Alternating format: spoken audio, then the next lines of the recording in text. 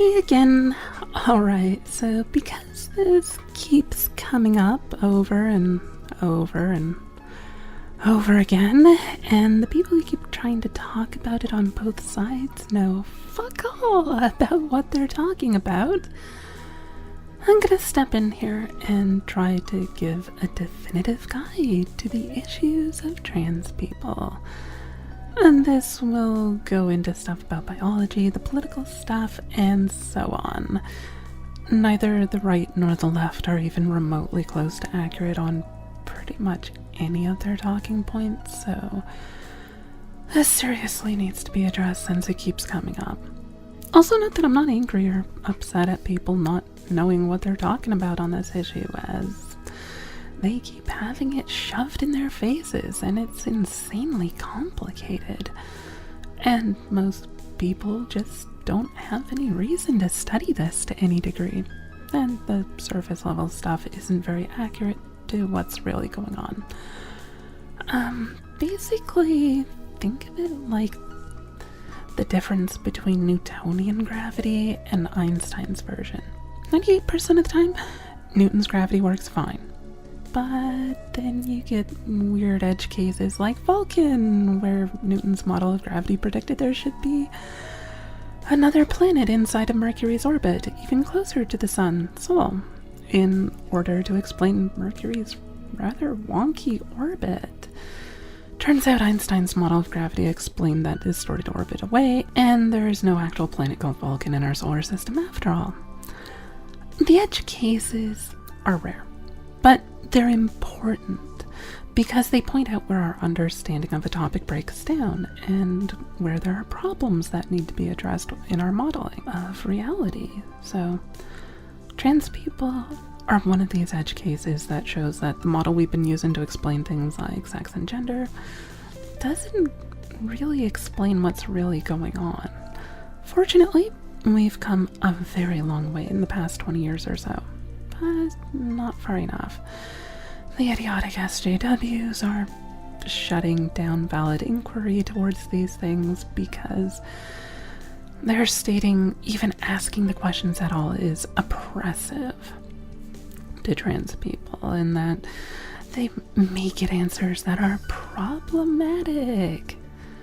Well, too fucking bad. We need that information to better understand ourselves and to help solve these issues.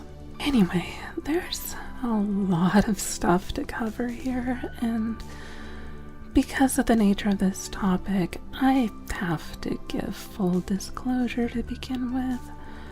Yes, I am transgendered. Even the name can't be agreed upon. We'll cover that in a bit. For now, though, let me state that I don't shove this in people's faces. It normally doesn't matter, and I wouldn't bring it up other than the fact that it's directly related to what I know on the topic.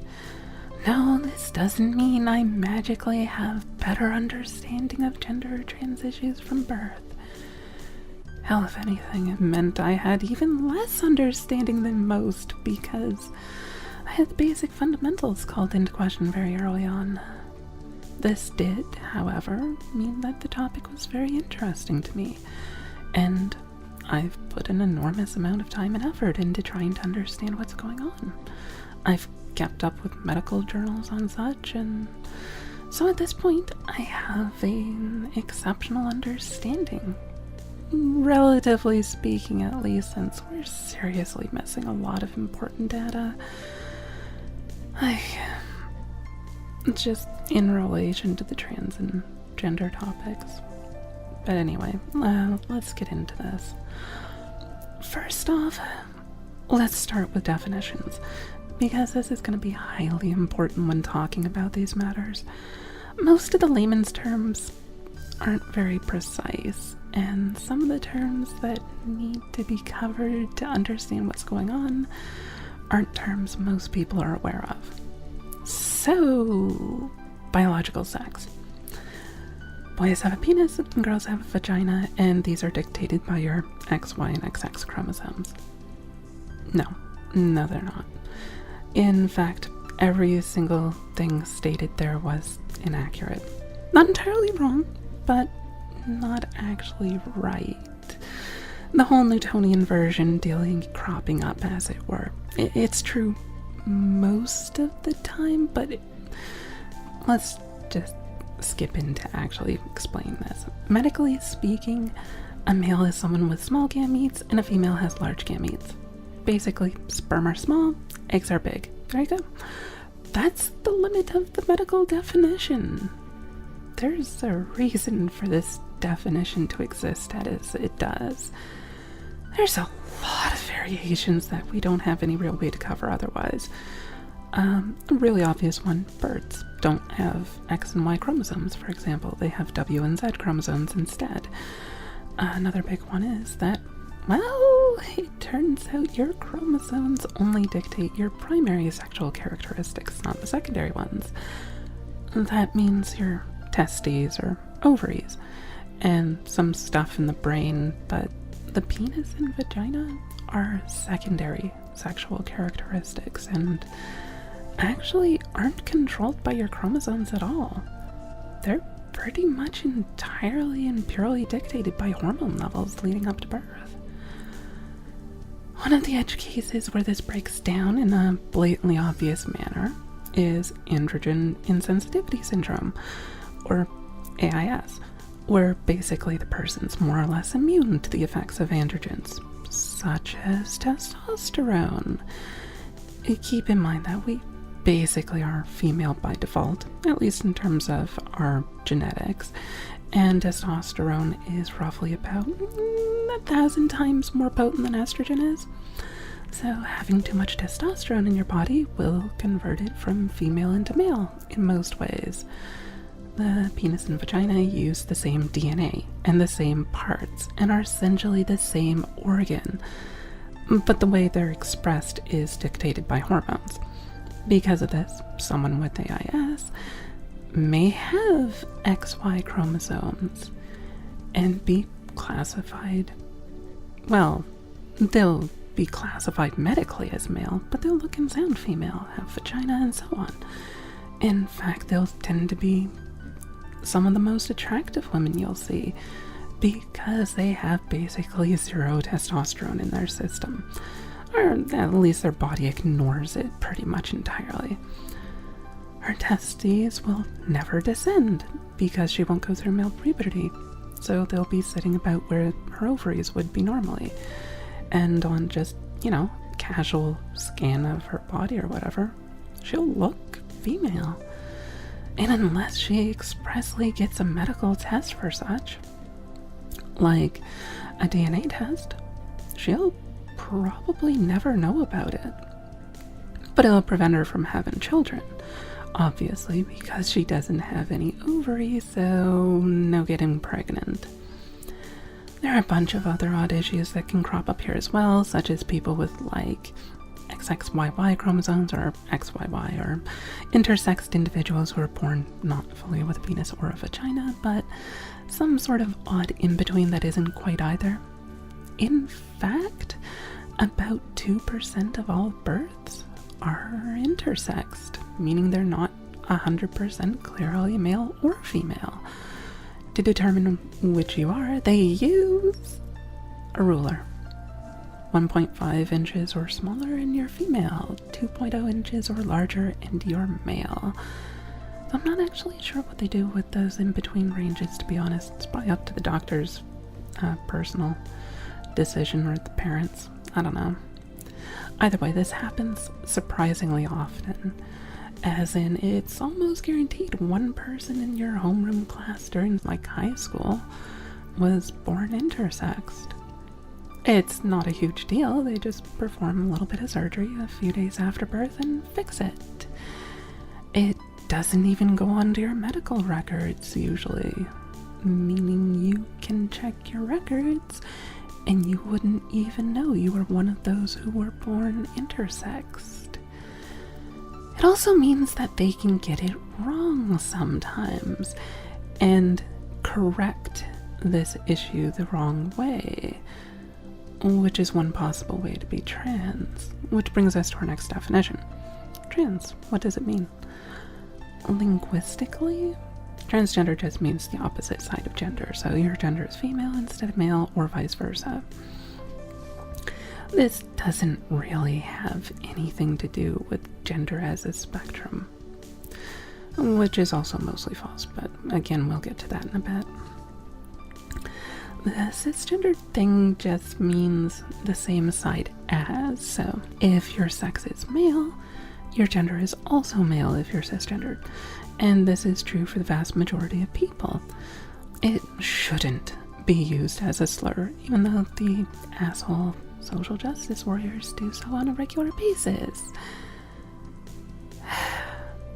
The fact that most people are cisgendered is a good thing. Being trans sucks. I wouldn't wish it on my worst enemy. Be glad you aren't if you're cisgendered. It's perfectly okay to be cis. Anyway, so the trans thing, in terms of medical terminology, means you suffer from gender dysphoria. Note that this is a symptom, not a disease. There is no trans disease, mental or otherwise, except in the DSM-5, and that's more something that was a practicality issue. It's weird. Don't worry about the DSM-5 so much. They did a lot of really fucking weird stuff during it. Anyway, the trans thing covers an exceedingly broad range of different things under its umbrella term. Before we get into that, though, let's get back to the trans thing itself. Now, you may have heard transgender and transsexual, both used interchangeably. There's no universal consensus upon this. Different countries define them differently from one another, and even within the same country, they may be at odds between medical and legal definitions. What's worse is that the trans community, which doesn't exist, we'll have to get to that too in a bit, can't agree upon a term either. Seriously, if you go into a group specifically set aside for trans people and use either term, there will be people screaming at you about it. One side will state they're transgendered because it's not related to anything sexual and it's just their gender that's different. The other side will insist they're not changing their gender, it's always been the same, but they are transitioning their biological sex. So yeah, you can't even talk about this shit without someone throwing a temper tantrum. If you want my advice, just stay out of it because it's more headache than it's worth. Yes, you may be curious and actually want to learn, but talking to groups dedicated to trans people will probably just lead to getting yelled at. I know, I was in quite a few of them where there's things like, ask a trans person a question, where the whole premise was to try to get normal people educated on these things by actually asking such. And then you got basically the intersectional people showed up and threw temper tantrums and screamed and yelled at people asking insensitive questions, and it's like, that's the point. They don't know how to ask it in a comfortable manner. If they did, they wouldn't be asking. They'd already know the answer. Anyway, the short version just means a trans person is someone who has gender dysphoria, which means their body and brain don't agree on what they are. There are a lot of different ways to get to that same outcome, though. We don't know what causes people to be trans exactly, and anyone who says they know is lying to you or simply uninformed. No, it's not a mental illness, at least not solely so. There are undoubtedly some individuals where it purely is mental in its nature, but it appears to be a minority of cases. The vast bulk of trans people who have been tested, as in almost all of them, have been shown to have distinctive physical differences, especially in the brain, compared to cisgendered men and women. See, the male and female brains are different from one another. Some areas are more densely packed with neurons, others have thicker, thinning linings, or other various differences. you can tell a male brain and a female brain apart from one another with a CAT scan. You can also, interestingly enough, tell a trans man's brain and a trans woman's brain apart from each other, and apart from male and female brains as well. It gets a bit complicated here, but the short version is that a male to female trans brain is about 50% between a male and a female brain, with a few regions that are basically pure female. The female to male trans brain is about 75% male, though oddly has a few areas which are almost purely male and a few that are almost purely female. Due to this, we're not actually sure which of these parts are relevant to telling the individual that they have a different gender to the rest of their body. But it's almost never a mental illness, but rather it really is their brain is physically different from their body. But it's not exactly a fully female or male brain. It's complicated and weird, and it's not really that relevant beyond what we've discussed so far, so just keep in mind that a trans woman isn't just a guy pretending to be a woman. She literally does have a notably different brain structure than that of a man. And probably. It's a bit harder to tell at younger ages. Again, something we'll have to go into detail later on. Anyway, this means the description of what being trans is in fact very vague. We don't have a very good description of it, and it means a lot of different things, but medically speaking, it means you have gender dysphoria. So, we need to cover what the definition of gender dysphoria is. We kind of touched on it before, but not enough. In short, gender dysphoria just means something about your gender seems wrong. It's not lining up properly with your physical form. Now, it can come in a very wide range of flavors and intensities, though. Like, sure, you can use the stereotypical woman trapped in a man's body, or the reversal of that, but that's only one fairly minor variation of such. Like, personally, I'd state a more accurate description most of the time is it's more akin to something like almost like phantom limb syndrome, where your mind is absolutely positive something is present, but it isn't really there, and it's being sent either false information or is translating that information incorrectly. For example, the brain has blueprints that say it should have a female face, but you walk in front of a mirror and for a moment it just blanks and doesn't even recognize the face as your own. I have to deal with that personally myself.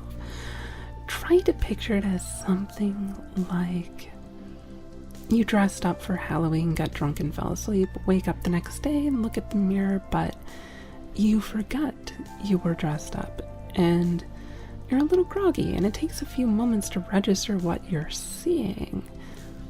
Sure, it's only a second or two at most, but there's this really weird disconnect where it doesn't click that it's your reflection you're seeing, because you're not seeing what you expected to see. Your brain's blueprint of your body says one thing, but the body itself shows something else. And it's really weird of a sensation. Like, I've had times where I can just look in the mirror and I'll like, move my face around and stuff, but it won't register as being mine. It's more, think of it more like a video game where it's like, oh yeah, that's my avatar. Like, if I move the mouse left, then I turn to the left, and it's like, wait, that's actually, that's weird. Yeah, it's hard to explain. Anyway, gender dysphoria can show up in other ways as well, though. Like, sometimes individuals will be actively angry or aggressive at part of their body. For me personally, it's hair that pisses me off more than anything else. And the balls, but I'll get to that later. I can't wait until I can justify spending the several thousand it'll take for laser hair removal so I never have to shave ever again. But unfortunately, I invested in my career first rather than my body.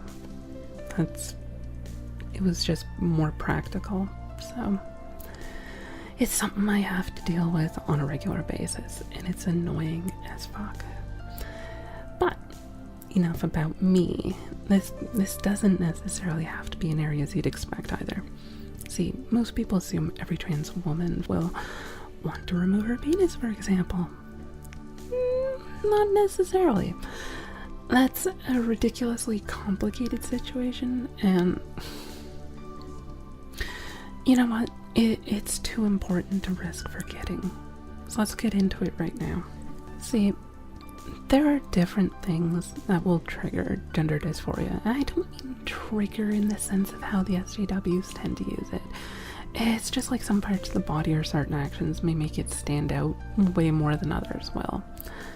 I absolutely hate my balls.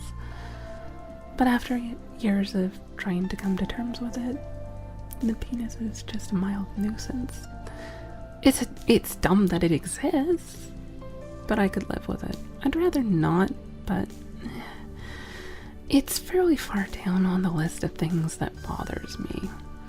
Trying to fix that particular bit, the penis or vagina, if you're going female to male, is, yeah, that's not easy to do. Most people have no clue what this entails. So let me give you a little bit of a description here, and keep in mind, this is pure nightmare fuel. So, picture a procedure where you're left with the head of the penis attached to the body only by a nerve bundle. The entire rest of the penis has been cut off. There's no meat left to it at all. It's just a naked bundle of raw nerve fiber with the penis head at the end of it. Now, then they start cutting that down, trimming away flesh until it looks like a clitoris instead. Now, remove the scrotum, shave the top layer of hair and all of the skin from it, and flip it inside out, stretch it a bit, and shove the nerves in there, and then stitch it all back up again. Yeah, just imagine waking up in the middle of that. You'd die from shock. You wouldn't even have to die from anything else. And, oh dear. Realize as well that this is a part of your body meant expressly to have high blood flow to it, okay? Yeah, this bottom surgery, as it's colloquially known, or sexual reassignment surgery, or SRS, is on par with open heart surgery. You have about a 3 to 5% chance of dying during this procedure. Does your dick bother you enough to risk dying over it? Well, that's suddenly a big major question you have to consider. Sure, it bothers me, but I'm not sure it bothers me quite that much. And that's just the potential risks with the initial surgery itself. It gets a lot worse than that. Now throw in that there's the very real possibility that you may never be capable of orgasming ever again for the rest of your life, or that it costs literally tens of thousands of dollars. Note that's plural, like 20 to 40,000, depending upon the specific procedure, and it's generally not covered by insurance because it's considered to be cosmetic surgery. Hey, how do you feel about throwing away enough money to buy a new car or to start a new business, except it won't give you any return on investment, as in you can't even so much as trade it in later on? Oh, and a lengthy recovery period, probably a few months, so you probably won't be working either, costing you even more money. This also doesn't cover that your body will no longer produce hormones properly any longer. And if you don't take medication for the rest of your life, you will, not might, but flat out will, contract an excessively advanced form of osteoporosis, where your bones don't just break or shatter, they'll basically just turn to dust from the slightest impact if you don't keep up with that medication. Lovely. So yeah, next time you hear someone saying, if someone's not willing to get their dick removed, then they don't deserve to call themselves trans. Yeah, there's possibly some very reasonable explanations why they may not have done that, possibly just yet, or possibly ever. Forcing that to be required to change your gender on your driver's license is bullshit. Because the cops don't need to know what's between your legs unless you're giving them, favors for avoiding a ticket. Which you shouldn't be doing anyway, but regardless, the point is that requiring life-threatening major surgery for changing the gender on your ID is unreasonable. And you wouldn't ask that of anyone in any other situation. Oh, you want to move to this area? Well, you're only allowed if you play a game of Russian roulette. Like, what? What the hell?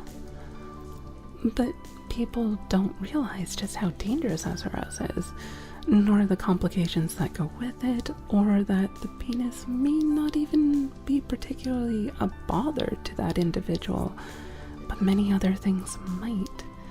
Their voice, their Adam's apple, facial hair, their face, their height, any of a number of other things can bother them to no end, with that one just not being a huge deal. Just because that one thing is the most important thing to you personally, it doesn't mean it matters much to other people. Not everyone's value hierarchy will be the same. And this is also why the whole thing about like, oh, well, if they still have a penis, they shouldn't use like the woman's restroom. It's not a very strong argument when you actually realize what this entails. It's like, oh, well, you have to do something that's really embarrassing to you that there's no reason for anyone else to know about. So it's like, the people in the women's restroom, they're not gonna see your dick. They don't know. They shouldn't know. They shouldn't have any indication of that. Are you gonna start being like, I mean, you don't look good enough, so we're assuming that you're a guy. You're gonna have to like show us whether you have a dick or not. Like, you're just gonna start telling women that they're too ugly and they have to prove they're a female? Like, wow. Yay for trying to avoid oppressing women and being the most oppressive shit ever. Anyway, that kind of leads into something else, sort of. What if you take a cute girl home, going to get smexy with her, and my gird penis? Well, clearly you have to murder her. Seriously, what the fuck? This has actually been used in courtrooms as a defense for murder, though. To some degree, yeah, you should probably disclose any kind of unexpected stuff before you're in the bedroom, not just related to trans stuff either, but at no point does this become a legitimate reason for killing someone, nor does it make you gay for having been attracted to them. So actually, since we're technically still going over definitions, let's cover what a trap is as well, because apparently most people don't actually know that there's a well-defined definition for such. Just pretend that sentence made sense, okay? Anyway, traps. Are they gay? We'll find out after we define what a trap is, because it's pretty self-explanatory at that point. Essentially, a trap is called that explicitly because it's a guy who is male, who identifies as male, has no interest in being a woman, who dresses up as a woman with the express intent of trying to flirt with straight men who don't realize he's a guy. Well, there you go. It has nothing to do with trans people in general. It also means that traps are generally gay because it's a guy flirting with another guy. Though there are exceptions where a trap isn't interested in actually doing anything with the guys they're flirting with. They just want to see if they can get away with it, or to do it as a prank, or for reasons other than being attracted to the guy for realsies. This also means that if you're attracted to a trap, but you didn't know it was a guy, then no, it doesn't make you gay.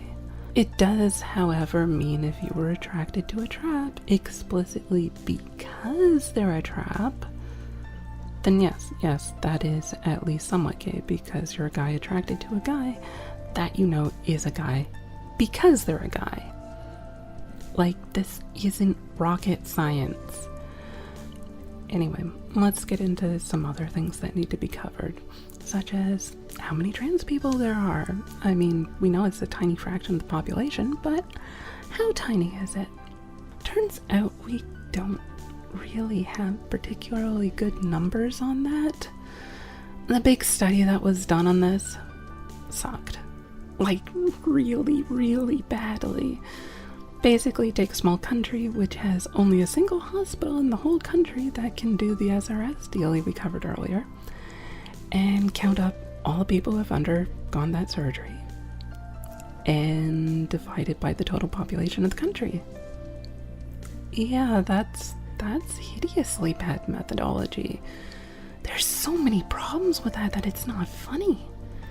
What about people who go to other countries to get the surgery? Or people who don't want it or can't afford it? What if someone from another country goes to yours to get it done? How does that skew your data? Did you even bother to track it? Basically, their methodology sucked, and it reported back artificially very low numbers. We know trans people aren't common, but like 1 in 30,000 is a bit of a lowball number for female to male trans people, and the 1 in about 15,000 for male to female seems oddly high, that it'd be about twice as common for men to transition than for women. Turns out creating a penis out of a vagina is a hell of a lot more difficult, more expensive, and far lower quality than building a vagina out of a penis. And you can basically look, sound, and so on like any other man with just hormone therapy. The whole thing about testosterone is way the fuck more potent than estrogen, and the default is female, and you turn male after the fact. Just look at kids. They look pretty similar for the most part until puberty. What it means is that a trans guy basically just needs to take testosterone, and bam, Adam's apple develops, voice lowers, fat distribution looks far more masculine, and to some degree, even the bone structure can change a bit to be more masculine. Significantly more if you get it before puberty, but we'll get to that later. See, a trans guy doesn't really need to have a small, kind of mediocre looking penis to consider himself a guy. Socially, all he has to do is act like a guy, and most men are willing to treat him as one of the guys as well. Toss in that it's about twice as expensive, at about $40,000 mark, roughly, to get that surgery, and a higher chance of complications, including death. And yeah, there's not a whole hell of a lot of incentive. You should reasonably expect there to be less trans men undergoing this particular surgery than trans women do, for all of those reasons, even if there were an equal number of both in existence. As such, having half as many trans men as trans women undergo SRS isn't really telling us all that much information, unfortunately, because that's about what you would expect. Unfortunately, this means we don't have the actual numbers to say how many trans people there are, because the numbers that existed for the longest time sucked, because the data collection methods were ridiculously bad. For another point on that study, They use the same methodology to test for IQ. Turns out the average IQ of trans people is about 127. Whoa. Wait a second. That's way the fuck above normal. In fact, that's actually the single highest IQ of any group of people that you derive biologically. Does this mean that trans people are insanely smart compared to everyone else? Like, what the fuck? Oh, right. You had to pay to get that surgery in the place they tested it.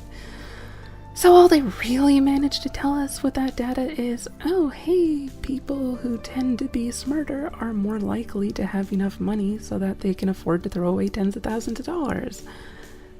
No shit, Sherlock. So, there have been some more attempts on getting better numbers as of late, but they have their own problems. Like only testing people on university campuses, which is kind of not a very good method either, given that the people who are more likely to say yes to being trans tend to be people who are left-leaning and don't have stigma attached to such in nearly the same way as saying yes to being trans on the right would be. Or being black. Yeah, it turns out the black community is really bigoted against trans people on average.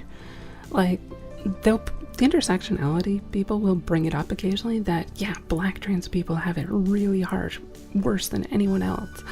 What they're neglecting to mention about that is the reason why the black trans people have such a big problem is because it's black people that are giving them the problem. Like, the black community, no, or at least what's normally called the black community in impoverished inner cities is anyway. And who isn't able to afford to go to universities?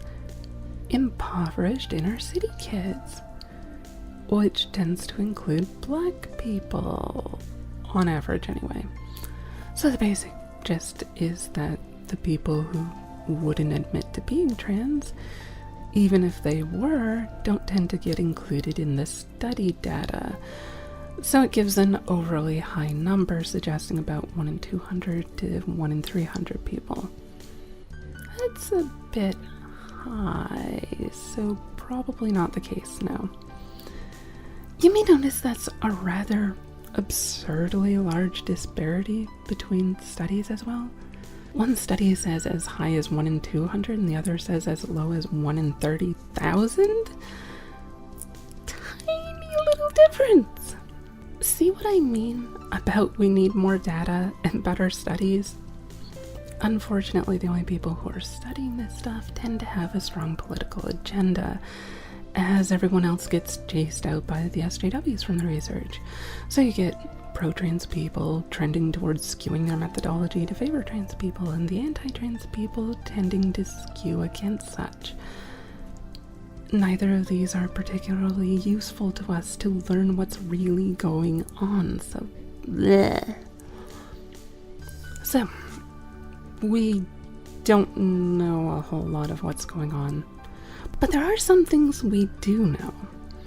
One of those things is that, no, most 3-year-olds don't know if they're trans, and there's no real way to tell the difference between those that do and those that don't. Many children will claim to be the opposing gender at some point during their development, but the vast, overwhelming majority grow out of it. Like, we're literally talking about 90% of kids who claim to be trans will not maintain that mindset by puberty. If you put those kids on hormone therapy, you won't be helping a trans person. You'll be creating a trans person where one hadn't existed previously, because they would have been fine if you had have done nothing. Actually, Sargon of Akkad actually had a point about this recently, which was really good about this. He pointed out that, yeah, his son is 4 years old, and he knows that he's a boy. he also knows he's a fire engine.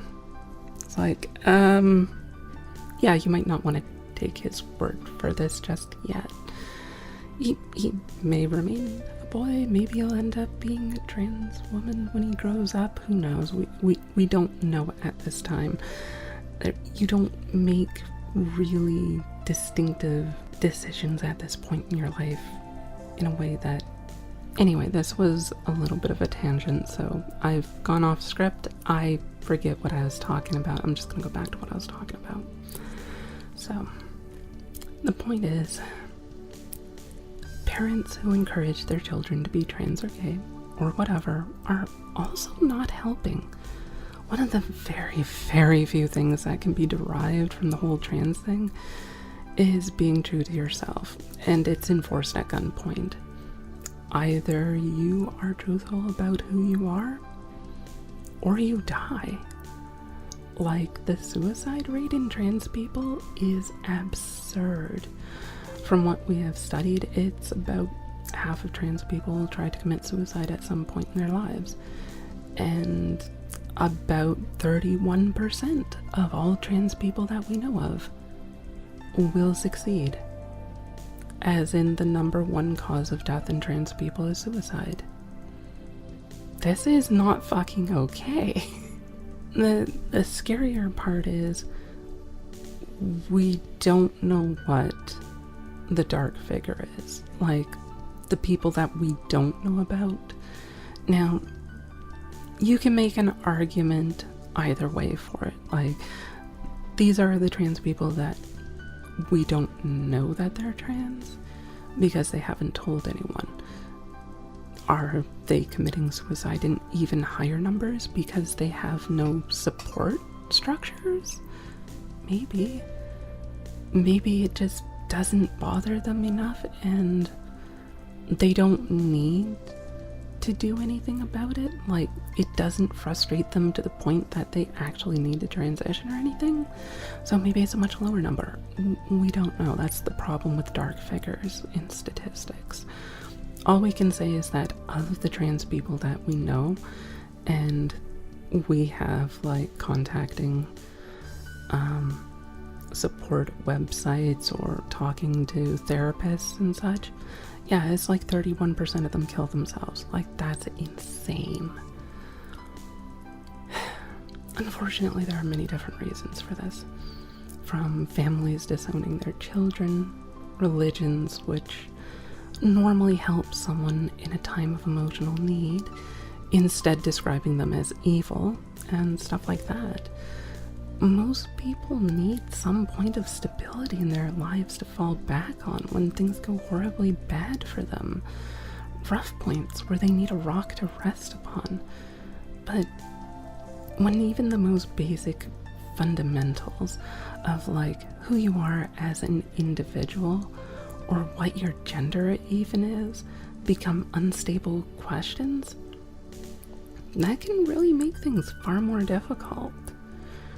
What's worse is we have no real treatment options available. This is a huge problem.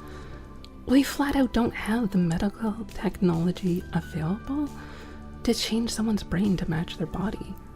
We can only make their body resemble their brain. We have no means of truly fixing gender dysphoria. We can only manage the symptoms indirectly, not the root cause. And we're not even 100% sure what the root cause is. As such, that limits our options dramatically, and the social justice warriors refuse to let us study it further to see if we can fix it, because they have the "there's nothing wrong with you, you don't need to be fixed" mentality. But it's about as preachy as when Storm said it in the X-Men movie, where it's like, yeah, you might have nothing wrong with you, because you can create lightning and control the weather at will, whereas Rogue kills people by kissing them. Oops. Yeah, the trans people get all sorts of shit to deal with. They don't want to be trans. In fact, the number one thing most trans people want is to just lead a normal, regular life that doesn't involve being trans.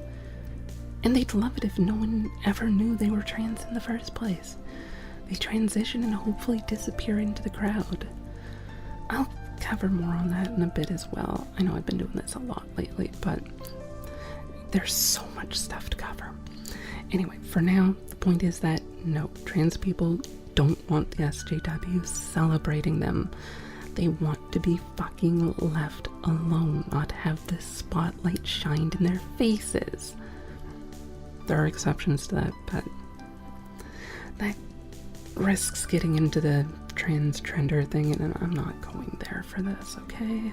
To digress a tiny bit, though, we can't fix being trans, as stated. And some of this stuff, once you undergo puberty, well, some of those changes are permanent. You can go from feminine, lower bone thickness, and structure to more masculine, but you can't go in reverse for the most part. Once a trans girl's gone through puberty, she's stuck with that ribcage shape forever, and it will never go away. And that may leave a permanent thing that bothers her forever, especially if she wound up being like a barrel-chested, hyper-masculine body shape. At the same time, we also know most kids will grow out of the trans phase, so putting them on hormones early to change their development is dangerous, because you may be turning someone trans who wasn't. And yeah, we already covered the suicide rates, so that's bad. You don't want to get stuck with this shit if you could have avoided it. That's why traditionally you have to undergo like a lot of psychological testing, like years of it, before they'll do things like the SRS thing. Like, it is not something that you just do. It's something that you make sure that you're doing it for the right reasons. Because if you do it for the wrong reasons, you are fucked. So what do? There's no good answer. You're damned if you do and damned if you don't. The closest we've been able to come up with so far is hormone blockers to postpone puberty for a while, to let the kid grow up enough to be able to make a more informed decision. And then they can decide whether to go through male or female puberty, basically. That also, unfortunately, causes problems with development, including brain development, meaning that they're not really getting as mature as they should be to make those decisions. It's not nearly as many problems as the others, but it does still have complications. It's not an ideal solution by any stretch of the imagination, but it may be better than dealing with permanent issues you can never change later on down the line. Anyway, the thing for parents in all of this to understand is that your goal is not to encourage your kids to be gay or trans or whatever, but to just accept them and love them regardless of what happens to be the outcome. They're your kids. Love them. There you go, that's it. If you celebrate them being trans, well, shit. Even if they weren't trans before, you've just taught your kids that you only love them because they're trans. And so they very likely will do whatever is required to get mommy's love, even if that means living a lie. Like, this is totally normal for kids to do this kind of stuff. This can seriously fuck them up psychologically and force them to be stuck dealing with all the problems of being trans because you didn't care for your boy until he said he was a girl, and now he's stuck in an adult woman's body and can't change a lot of those things. Congrats on being so progressive. Anyway, there's a few more things to cover as well, and this is super long already, so I'll try to be quick. First off, there is no real trans community, as it were.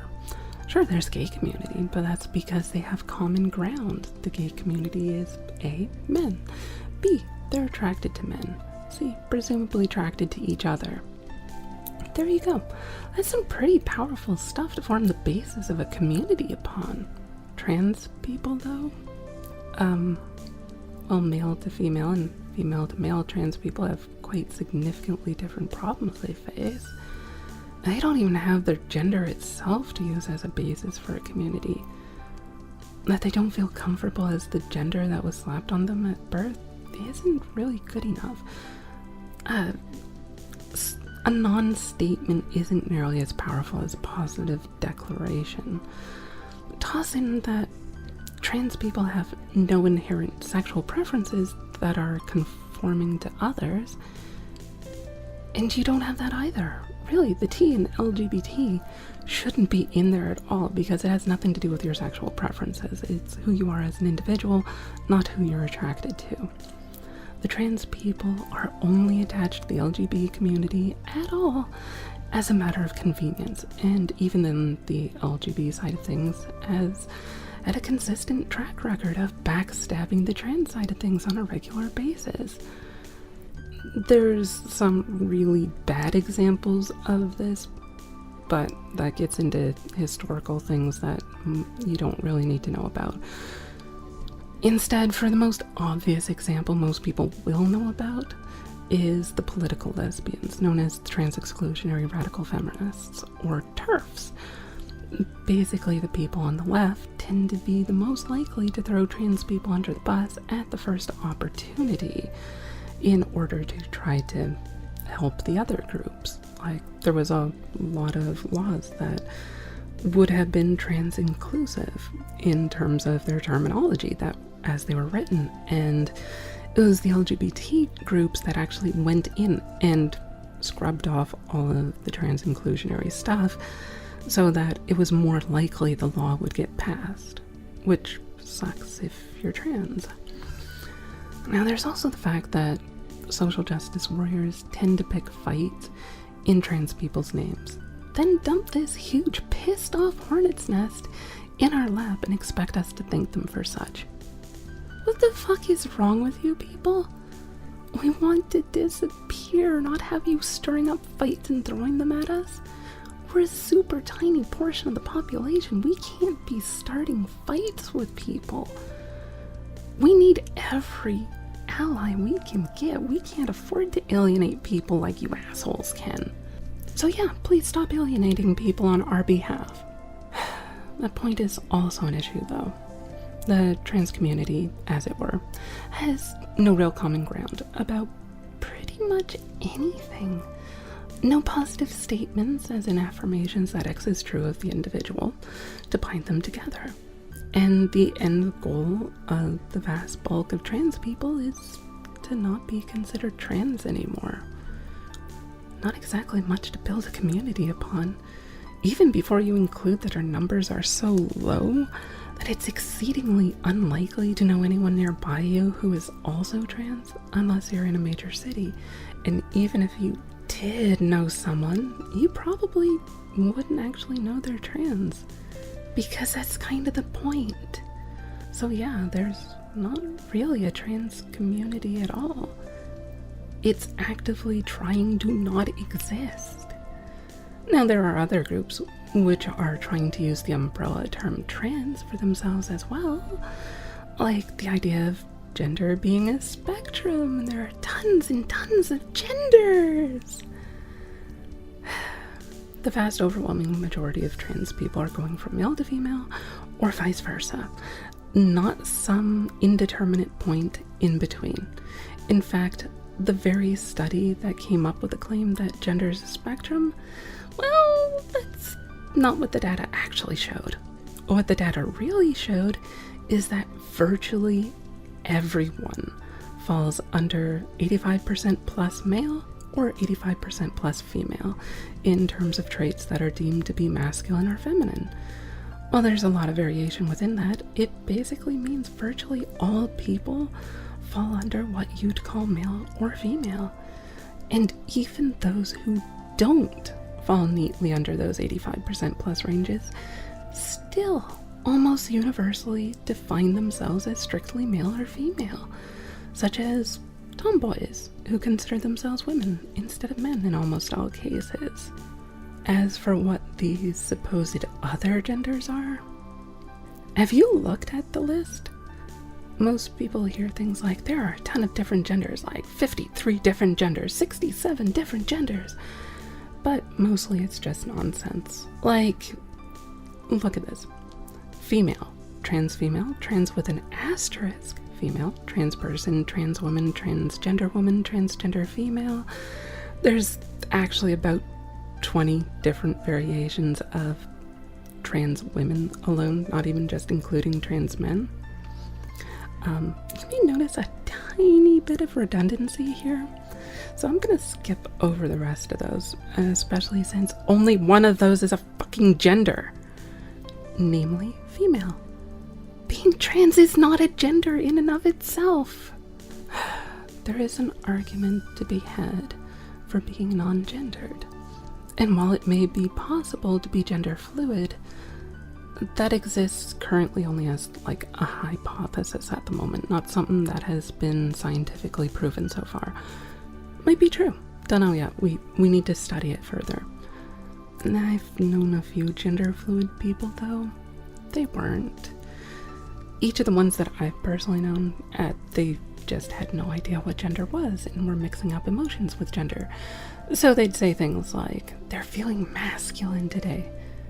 No, you're not. You're feeling angry and conflating anger with being male because you've fallen for the SJW mindset of anger is a masculine trait, which it's fucking not. This doesn't mean it's impossible to be gender fluid, but we don't have any solid evidence for it, and the people who tend to claim they're gender fluid aren't a very good data point to take them on their word. We can physically test and see for a fact that a trans woman is a trans woman just by looking at a brain scan. We can't do that with the vast majority of the other supposed genders that are claimed to exist. They might exist, but we have no way of knowing. And most of the claimed genders they cite aren't genders at all. And that's even before we get into nonsense like heliogender, because it's warm and burning. No, that's not a fucking gender. Neither is vapogender or aerogender or any of these other bizarre things that have nothing to actually do with gender. At least one of these nonsense genders has practical application. Glass gender, a gender that is very sensitive and fragile. Well, we know what gender all the SJWs are at least, except it's still not a gender. And again, being trans is also not a gender, despite it gets listed in almost all these idiotic gender lists constantly, usually under like 50 different synonyms for the same damn thing. But that's the thing. The intersectional regressive left doesn't care about trans people in the slightest. It uses the trans thing as a weapon to beat people over the head with as a blunt instrument, just so they can add cis as another insult to the string of straight white cis male when being bigoted towards people based on their birth circumstances. And sometimes it just uses snowflake gender so it can say how unique and special they are, because they can't grasp the concept of individuals. They can only see things in terms of groups. So the only way to stand out as an individual is to create their own unique group that only they fit into. So, to the SJWs, fuck off! The vast majority of trans people don't want anything to do with you. You're actively harmful to trans people, not just by starting fights and dumping it on our laps, but by your insistence on perpetual victimhood. And trans people are already suicidal enough as it is. Either you become incredibly resilient and can handle almost anything, or you fucking die. There's not a whole lot of middle ground to be had in between those 2 points. And the victimhood mentality ensures weakness and tends to lead towards suicide. So fuck off. We don't want your help because it's anything but. We also don't want to be singled out and showcased. We want to be treated as normal. That means we don't want to be given special privileges or put at the top of the progressive stack or whatever. All we want is to have our ideas be held to the standard of the merit of the ideas themselves, not who says those ideas.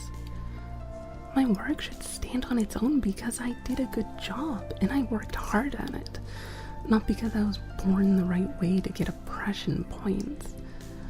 This is a large part of why I don't mention the trans thing anywhere in my game, nor in the videos talking about it, because it's simply not relevant.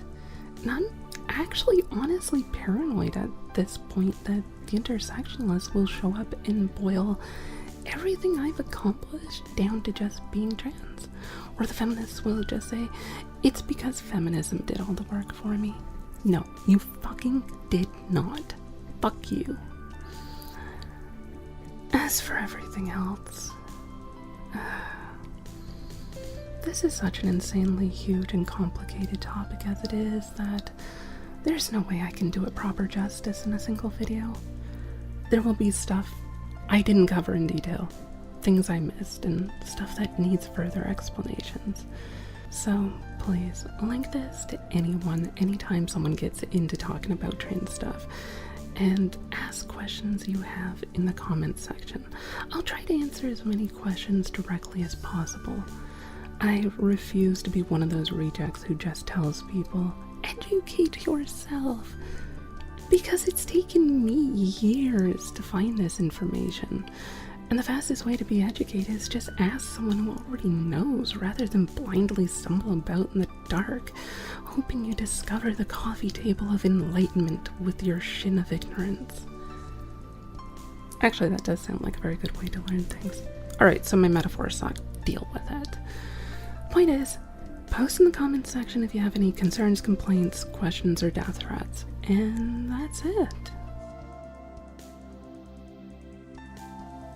So check out my other channel and the RPG Saorsa if you like this kind of stuff. Personal responsibility, self-discovery, and an amazing fantasy world with AAA quality game mechanics will immerse you in ways no other game can. Links will be in the low bar for each, and support would be appreciated.